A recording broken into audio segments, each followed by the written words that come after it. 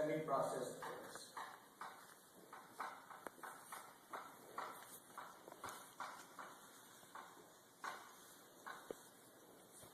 And then from here it gets processed, and then it goes to the United States as processed goods.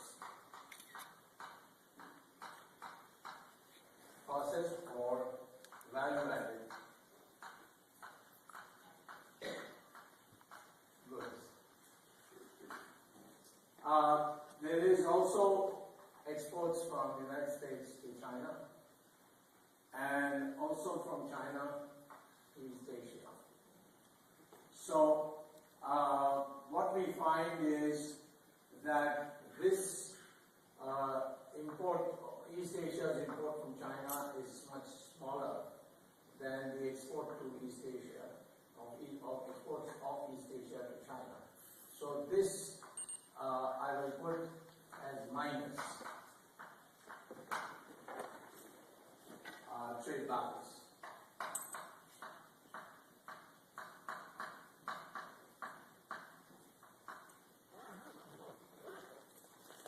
So this is much smaller than this, and there's of course constant complaint in the United States about that.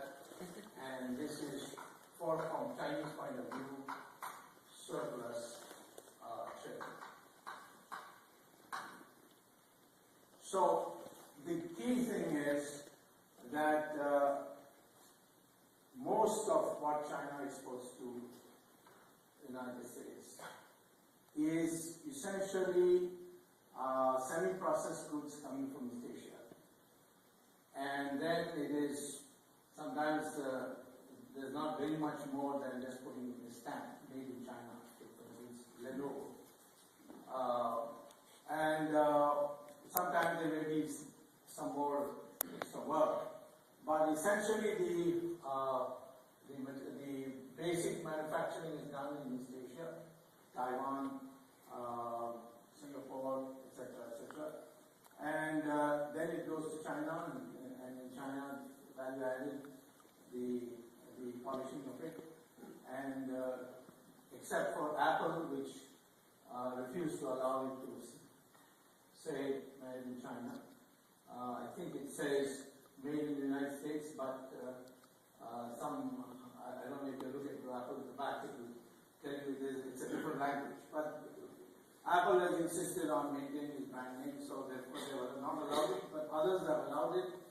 And so much of what you see in made in China in the United States is not made in China per se. It's made in East Asia, and it comes through China. Now, why can't East Asia export directly to the United States? Because the labor cost is so high. There was a time that was happening. Radios, once upon a time, radios used to be manufactured in the United States like Motorola. But then afterwards, the Japanese found another way of assembling a radio. They, instead of a big, gigantic, integrated factory, they reduced the overheads by having several stages of production produced separately and then brought together in an assembly. And thereby, the Japanese reduced the cost of production, and as a consequence, they were able to produce goods which the Americans were producing at a much cheaper price. But then over a period of time, Japan developed, and then you had Japanese looking for alternative ways to export. Taiwan is for the same reason. All these East Asian countries, which once upon a time were called the tigers, but East Asian tigers, till 1997. Now they're not called tigers at all. They are not. I don't know what they're not called anything anymore. But the fact is that there was a financial crisis in 1997, and it affected all of East Asia. Japan most of all, and Japan today is still to recover from that crisis. And of course, many writers have written off Japan, like Potter at Harvard Business School and others. So, but anyway, these Asian countries were in search of a cheap place to minimize the labor costs, and they found China. And the Nixon initiative enabled China to be able to source East Asia, because these East Asian countries are all on the side of America, and if the Americans didn't will it or didn't want it, China could not have access to these semi-processed goods, and consequently, China was able to use a strategic partnership with the United States and get most favored nation clause cleared so that they got first preference on everything. And as a consequence, this trade began. It essentially began in the early 90s, and it grew and grew. And because of this surplus, that is, this surplus trade dominates this. And so China began accumulating foreign exchange, which they deposited in American Treasury bonds and other American assets. And China's foreign exchange reserves grew and grew. And the Chinese own manufacturing. In fact, it would be correct to say that the Chinese manufacturing sector is not equipped today to export the kind of goods that they do to the United States. They are essentially dependent on East Asia for getting the basic work done, and then they add on, and that add-on portion is there. So the structure of US-China trade is all these three together. Now, what happened in this economic crisis of 2009? The economic meltdown in the United States in 2008, 2009. Well, the United States demand for Chinese goods went up. That if the exports started going down, then Chinese trade balance would turn negative. Overall trade balance would turn negative. So what the Chinese did was, they cut their imports from East Asia. So in a sense, the American crisis, which should have translated into a crisis in China, they passed it on to East Asia by cutting down their imports.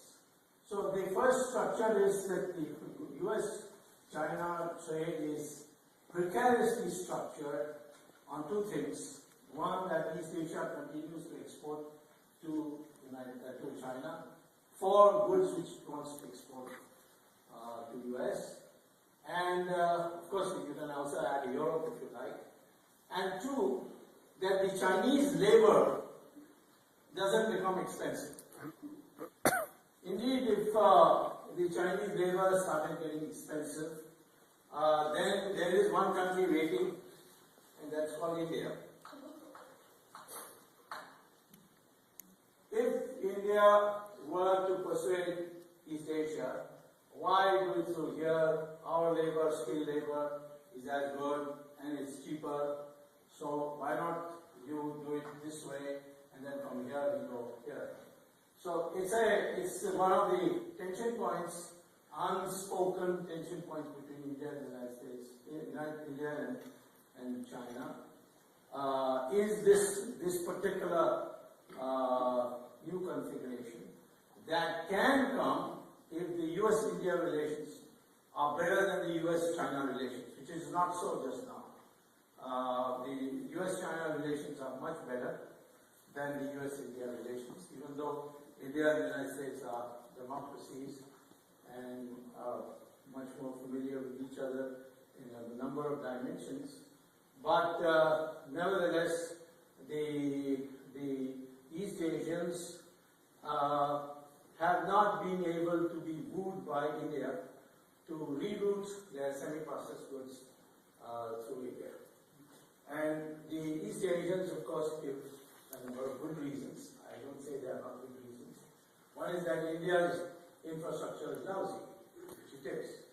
And, you know, it takes a ship to turn around, it takes at least 7 days in Indian ports. Whereas the Chinese would turn around a ship, or the Singaporeans would turn around a ship in probably 2 days or even less. It takes to travel 600 kilometers, perhaps 2 days in India, whereas in China it can be done in probably a quarter of that time.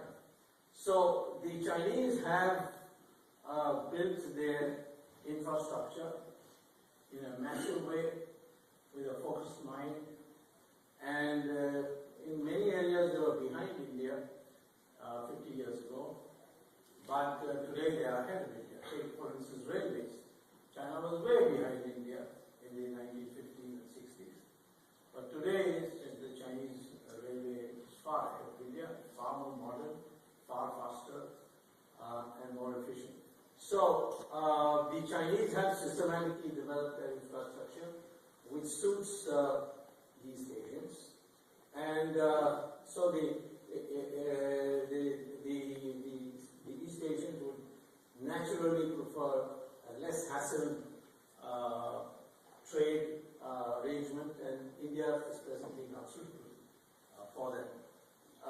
The second thing is that Indian economic reforms are not as far-reaching as the Chinese economic reforms. In China, provinces can make direct deals with companies and sign up and then go through. And once the basic political clearance is there, everything goes through very smoothly. But in India, because of still the fact that the economic reforms have not reached the provinces, so we still have that old Soviet model system in the where everything is controlled by government. If you want to buy land, you have to get government permission, and that takes a long time. If you want electricity connection, the electricity distribution system is owned by the state governments, the provincial governments, and that's a problem. So those reforms have yet to come, and they have to come. One of these days they must come, otherwise we will not be able to compete in the international global system. But what I would first of all like to say is that if this arrangement is disturbed, it's going to have a huge impact on the global environment, because China has now emerged as having the largest or second largest, I think Japanese are still number one, second largest foreign exchange reserves. It's a member, already permanent member, veto holding member of the UN Security Council, and if that trade gets disturbed, I think it will destabilize China completely. It put China in a very, very difficult position. Of course, the Chinese are aware of this, so they are now have been talking for some time about what they call as relocation and redoing their strategy. This is an export strategy, which from day one they were emphasizing, export-led growth. Now they want to think, and they call it now actually not relocation but rebalancing, where they want now to encourage domestic production. They want much more, less dependence on East Asia, and there's a lot of emphasis on that. But there's a problem there, because it's an ideological problem. The most efficient producers of goods in China are the private sector. But the Chinese have for long held that the private sector, they may change because there's discussion that this should change, but they have long held the view that the private sector in China must not receive funding from the banks. in China. They must make their own arrangements through family and so on. They do not from the family, but they make what is called the grey market arrangement. So the private sector is stifled, and the logic, I think, has been articulated is that if the private sector were to grow, and they grow very fast because they are more efficient, there's more incentive, and these big public sector organizations, many of them are still living in 30, 40 years ago, and they make losses, and whatever loans they get from the banks, they don't pay back. But this private sector, if they were allowed to access bank funds in China, then what may happen is that it will become a rival power center to the Communist Party. And on that, the Chinese have been clear for a long, long time, saying that there can only be one source of central power in China, and that is the Communist Party. And nobody else can have that kind of power. Now, if there is a private sector which has got independent status, stands on its own feet, doesn't have to depend on government looking the other way when they go to grey market, etc., then that private sector might indeed finance alternative political forces, and to avoid that, for a long time, even today, the Chinese system, the private sector is denied funding by the banks there. So, there is, of course, been some discussion on this in the Communist Party plenum, their plenary sessions, and one of them has been to say that why not we encourage party members to start private sector. Now, that, of course, is not going to improve much, because the problem with government or people in government or people in authority running private sector would mean that they will lose influence and they will bypass the market system. The private industry has to be run by private individuals, and therefore that is not a solution. It doesn't seem to have worked in the last 3-4 years. But the Communist Party has encouraged private industrialists in China to join the party. Not many have come forward, but there is somehow to say, well, if we can't avoid having a private sector, let us bring them into the system. I don't know whether that's going to work. Now, in this context, there are other problems that China has. The United States certainly has gone into a financial crisis because of all these derivatives which these kids from the MBA course have invented, by which they were enabled mortgages to be traded and liquefied, so to speak, and in the consequence, small perturbation in the recessionary situation led to a major collapse. But that's a question, and I think in the case of the United States, it's always been an innovation-driven economy, and the Americans have a long tradition of coming up with innovations at some point in time, which suddenly rescues the economy and changes everything. I remember in the 80s, the common talk in the campuses here in America was that Japan is going to take over America. And Japan had taken over, I think it bought Rockefeller Center, and the Toyotas and all these are all over the place. And I remember at that time I had come to spend 2 years back at my alma mater, Harvard, to teach, and the common talk was that very soon we'll all have to learn Japanese and to talk about it. So, but what happened? First the Japanese went into a financial crisis, and they have not come out of it. The second thing is the Americans invented the internet, and that changed everything in the way we do business. And the consequence today, it's the Americans who have taken over Japan, not the other way around. So the same way, today, there is going to be a financial crisis in China.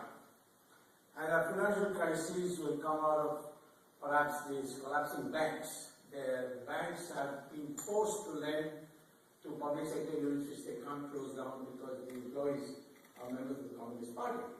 So they are guzzlers of resources, and as a consequence, they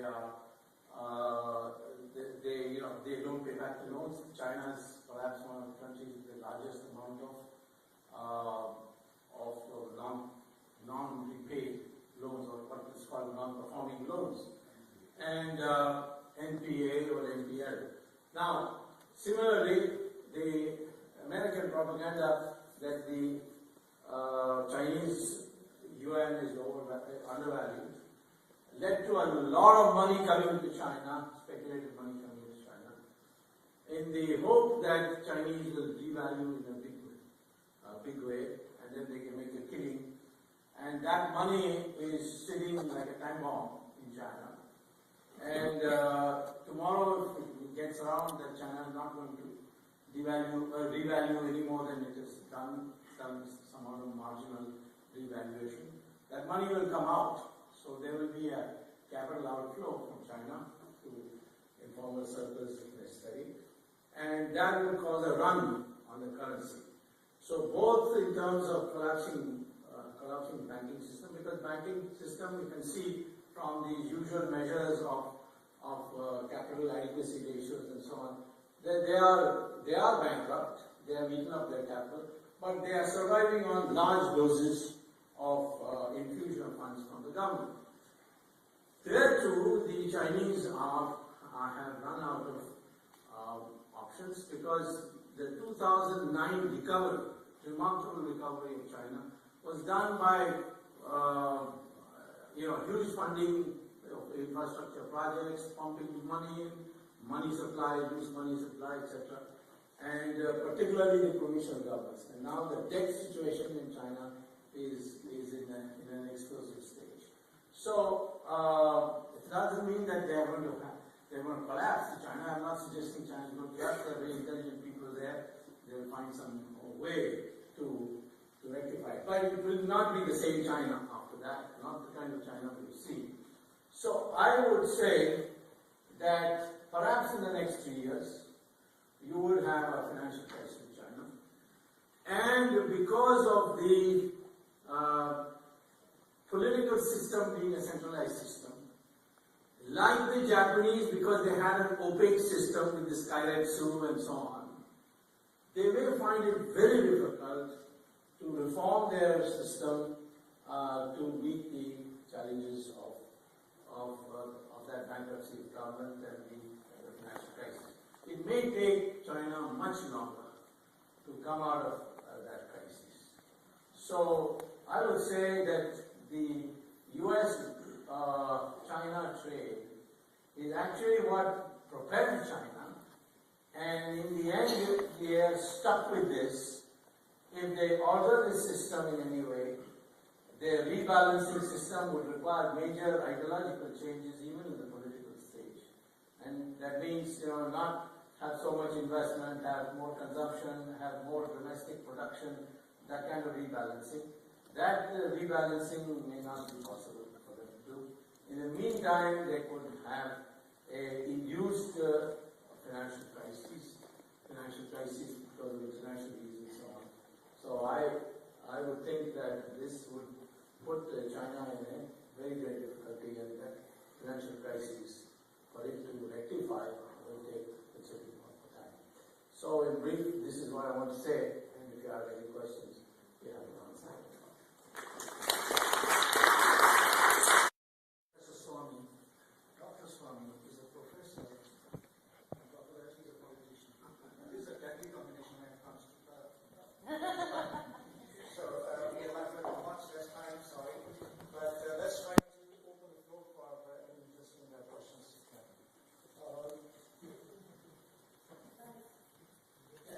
Dr. Swamy, 2 questions for you. The first one is, if the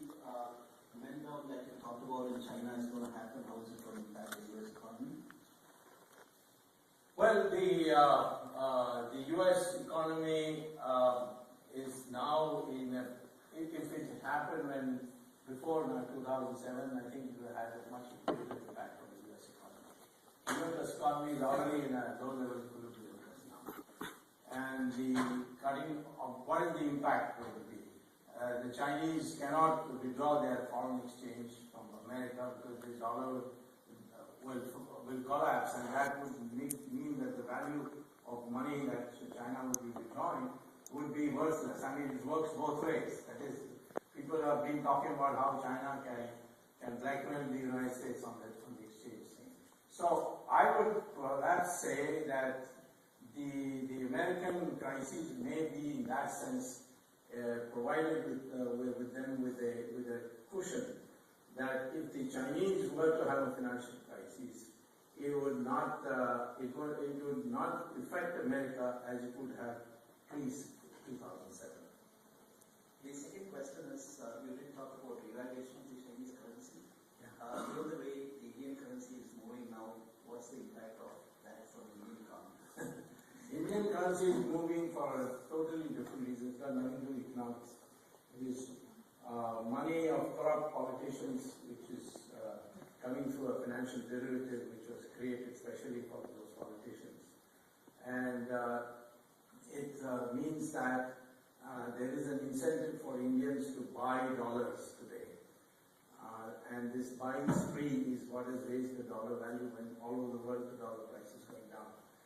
That has no impact on China or the United States. It's a purely our own creation. And of course it has an impact on our exporters. And there is a recession, there is a slowing down of exports, but on the other hand, if there is an anti-corruption campaign in India, which is ongoing, it succeeds, then I think that problem will be solved.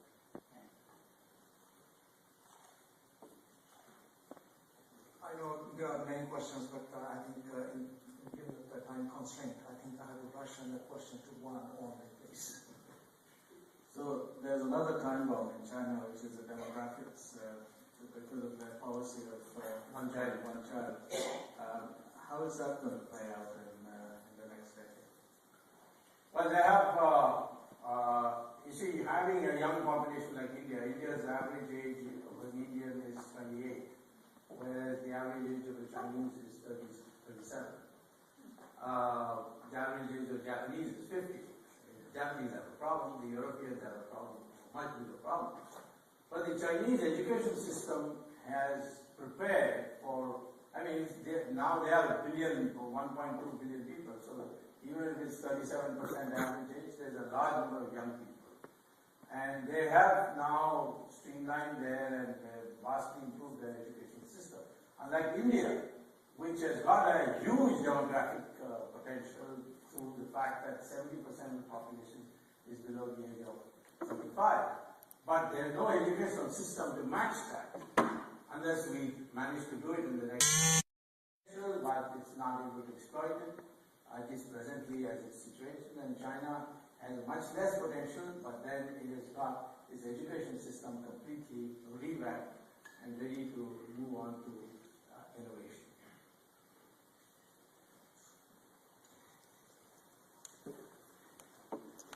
Thank you, Professor. So something that you said at the end of your lecture was there's going to be a financial crisis within the next 3 years, but I found out to be very big. Can you pinpoint the exact cause of that crisis? Is it falling house prices or? Well, the real estate market collapsing, of course, certainly is one.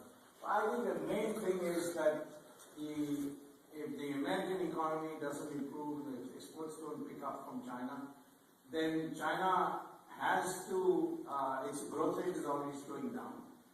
And it cannot do what it did in 2009, pump in more money, because that creates enormous pressure for inflation, which they cannot afford. So I would say that there will be a banking crisis in China. That's how it will start. And a banking crisis will lead to a flight of currency from China, and that would mean it would trigger a banking crisis, would trigger the foreign exchange crisis. The foreign exchange crisis would trigger a budgetary crisis, central government budgetary crisis. Just like, of course, in the case of East Asia, it was, the triggering was by the currency crisis. The exchange rate started falling pretty sharply for all countries, and then the banks couldn't pay the loans that they took from abroad, which were short-term loans, which they gave out in long-term loans. So I think in the case of the Chinese, the sequence would be different, but it would be this way. I have given in great detail in a book written called Financial Architecture in China and India, and you can get it, you can access it from Amazon.com if you want the details of this. I've given various alternative scenarios by which this can happen. But I think in the case of China, you are heading for a banking crisis, and that banking crisis is what will trigger a currency crisis and then of flight of capital, and from that it will lead to a budgetary crisis. Is it fair to say that China might have learned from the mistakes of America, and they might have already realized at any time that they don't repeat the same mistakes? The Chinese are fast learners. They learn very quickly, and I wouldn't be surprised if they have learned. But I think they staked their prestige on reviving the economy in 2009, and that they have burnt their cannons at both ends. So to rectify that situation, it's not a question of learning. It's going to be a huge problem which may require them to bring in measures which will become very unpopular, and that may lead to other complications. Yeah. So the prospect of capital flight, is that going to lead China from getting rid of its US treasury funds? Of course it will, because if there is any attempt by China to sell its reserves in the United States, it will not benefit China, because that kind of voluminous, that kind of huge amount of cash being sold or currency being sold will depreciate the value of the dollar, and that would not help the Chinese to get the value for the dollar for which they would be employed. So I think they are stuck in this.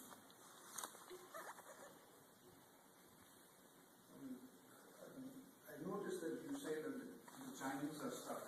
How about the East Asians? I mean, I'd like to talk about Korea, which is a new East Asian, right? Well, they have an option, they can go to India.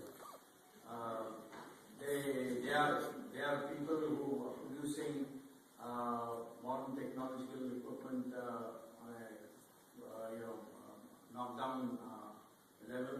They can always find alternative markets, alternative labor places, and I certainly think that if in this next 3 years India were to bring in major reforms and change its infrastructural position and the bureaucratic hassles, I think East Asia would have an alternative route to produce exports the way the Chinese do for them. But I can't see how the size of most of these economies are such that the impact on them for not being able to sell to China, I think it will not be that kind of a serious impact. Of course, it will have some impact, but it will be a serious impact. Talking of this ordinary food, China certainly has the price tag on cheap labor. No. Indian labor skilled labor is cheaper than Chinese. But aren't we losing that edge on the way the cost of living in India is becoming exponentially high? No, the difference is enough. Even China has inflation, and some of it may not be manifested, but it has costs are going up. The eastern coast has certainly now become almost the developed area of the world, and I think that and then you will find that we in India are, for all our inefficiencies, use resources resources more efficiently than China. China has now an investment rate of 50%, almost 47, 48. Take both domestic investment plus foreign investment added. And it produces a growth rate today of say 9%, because the growth is going down. They're now saying 7%, but I'm taking an average of 9%. And you take India, which is 36, 37% investment rate. And we also produce 8% growth rate with that. So you can see we are using capital much more efficiently. That's because we have a much greater market system. Although China, the trading part, the investment part and all, they have liberalized. But the marketing, the price determination is still the old-fashioned way in many areas. So we use resources much more efficiently than they do. Even the amount of oil they use for generating 1% growth rate in GDP is much higher than China.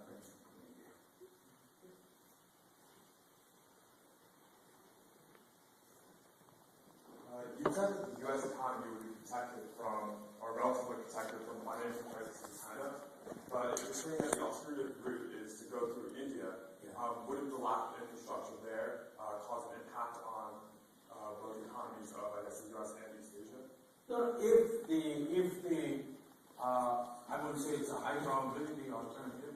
If the Indian route was available, then the Americans stand to gain, because they'll continue to be able to import things which at low prices. So, and they would also be, of course, the United States is now the largest trading partner of India, although it's always in a race with China. China's trade with India is all buying raw materials from India and selling equipment to India, manufactured items to India, something that India finds very difficult to continue. This kind of ceiling. But in the case of the United States, we have trade with the United States in advanced technological items, and therefore that would mean further facilitation of American exports to India, and that would make a big difference to the United States. Dr. Swamy, even though it's slightly off topic, but how far along is India in fighting the corruption and bringing in reforms? Well, we are doing a pretty good job through the judiciary, and in terms of people at the top being caught, we are getting there. I mean, we have reached the minister status.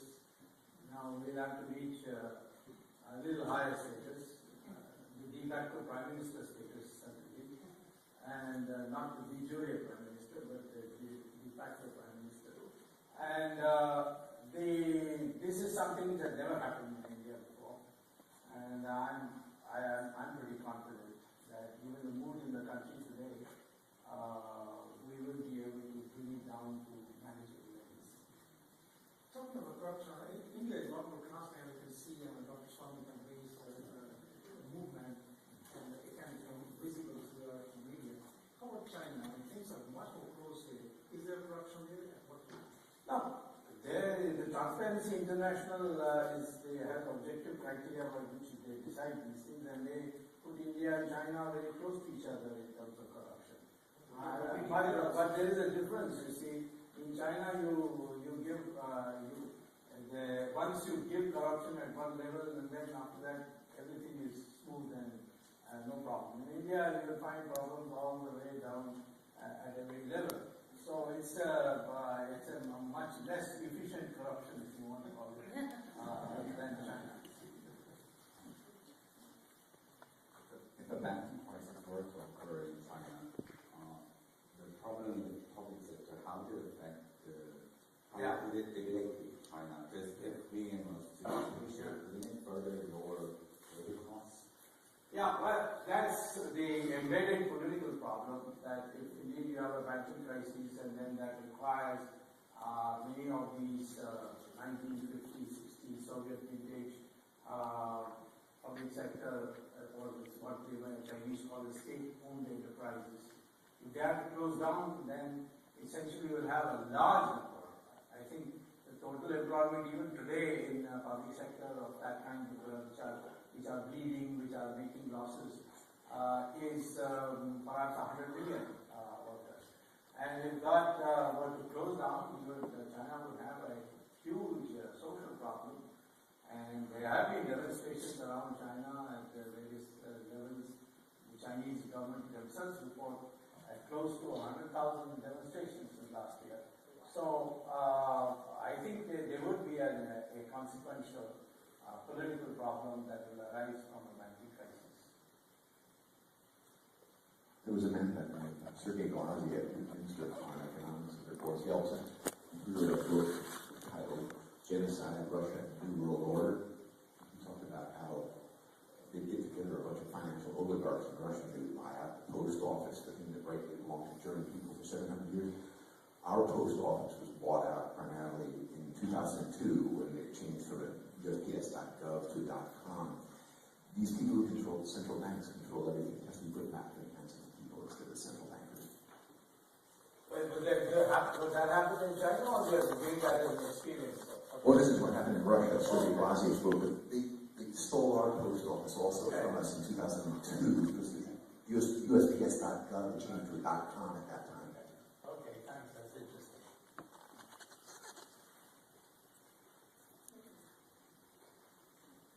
China has been on a buying spree of metal mines and oil wells and all. How do you think that will affect the global economy? Well, of course, the global economy will be affected. There's no question. If China has a major collapse, it will have a huge impact. There's no question about that. But the issue is not going to be that China will collapse. Everybody will come to China's rescue or assistance, help. The Chinese themselves will devise alternative. But the whole character of China would change. The global impact of it would be that China is no more the China that we knew or thought it's going to be. It would be China, it's like Japan, where once upon a time we thought that they were going to take over the world. They were growing at 12%, 13%, they were buying left and right everywhere, and suddenly this crisis hit them in 1997. Nobody foresaw that. World Bank, in fact, wrote a book 1 year before the crisis called The East Asian Miracle, and they gave lectures to India that, see, the Japanese have got their basics right, why don't you learn from the Japanese or the South Koreans? And then the next year it collapsed, and then of course the World Bank had to write another book saying that East Asian Miracle reconsidered and said, well, financial system is very important. Let me say that the economic theorists or historians have very clearly pointed out by the experience of the last 100 years that countries which have a matching financial system, they generally tend to grow and maintain that growth. Latin America was considered in the 70s, 60s and 70s as the next lot of developed countries. And Latin America then had a financial blowout and then never recovered. Then the East Asian tigers, they also had a financial blowout and then they never recovered. Now, in Americans, of course, because of the fact that they gave a free run to all the financial derivatives, have had this problem. But otherwise, America and Europe had a financial system which was working efficiently, it was doing the intermediation properly, and that's why they had such a long run of economic growth and they stayed developed countries. So I think we have to put it in that perspective, and I don't think that anybody can say that if China were to collapse, it will have no impact. Of course, but a lot of people get into it, but the whole perception, everything will change. It will be no more the China that we thought it was going to be. Sorry, we are running short of time, and Dr. Swamy has a very busy afternoon. He has a TV interview in a few minutes.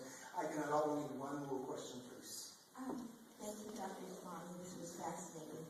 I wonder if you could make a few comments about India restricting foreign companies establishing a presence in the You mean Walmart? I'm thinking of Walmart. I understand that there might be some possibility for airlines, but could you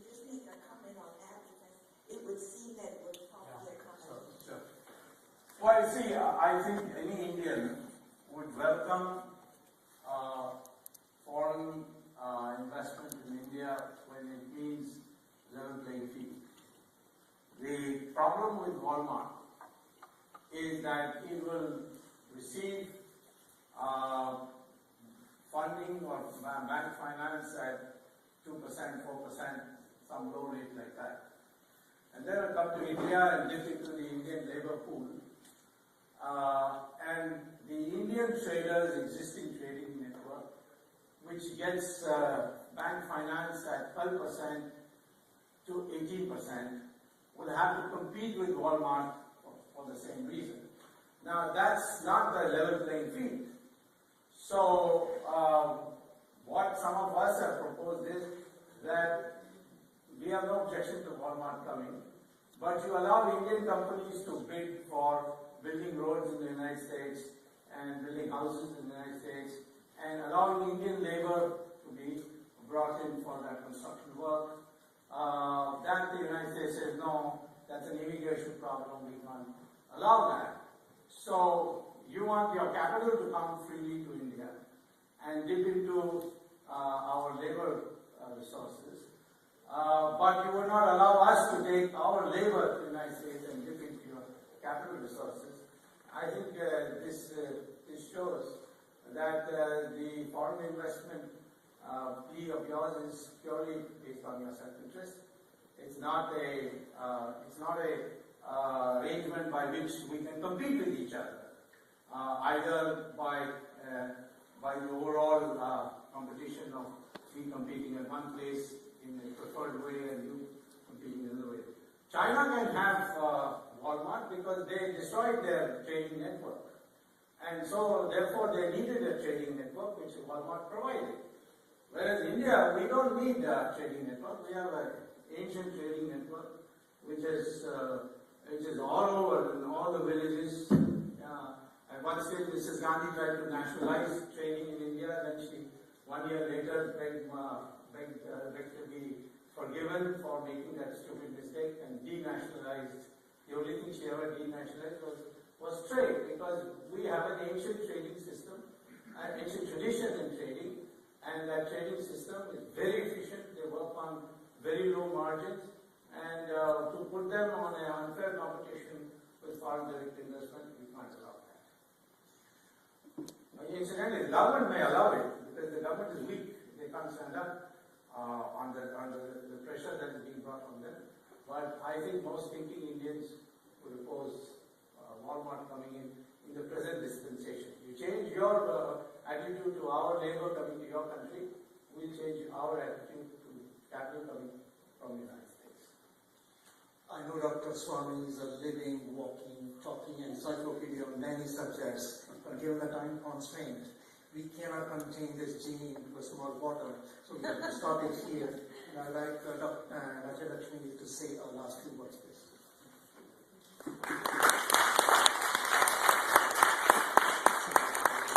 Thank you, Dr. Swamy, for giving us such thought-provoking and sincere, I should say. He brought not only US, India, and China, its relations, its financial architecture. Actually, to tell you honestly, this shows how brilliant he is. His mind is like a computer. He had prepared for a totally different topic. It's my mistake. He had prepared for US, China, financial architecture, and its global impact. And when he came to the venue today, he found he has to talk about its trade. Immediately, here he is. Give me one beat. I asked him, what are you going to do? He said, I'm a professor. I'll just go back to my memory. And believe me, I'm a great fan of his. So are millions of people all over the world. He's a living legend. If you want to see him again and want to hear him talk again, talk to Vinodji, talk to Purva, or other people. There are many people here. He will be here again. And thank you. Let me also add a couple of words that while we were in this talk, I have been receiving the phone messages that we can arrange Dr. Swamy's talk here. And people are coming up, West Coast, UK, yes, that way we can have Dr. Swamy to talk.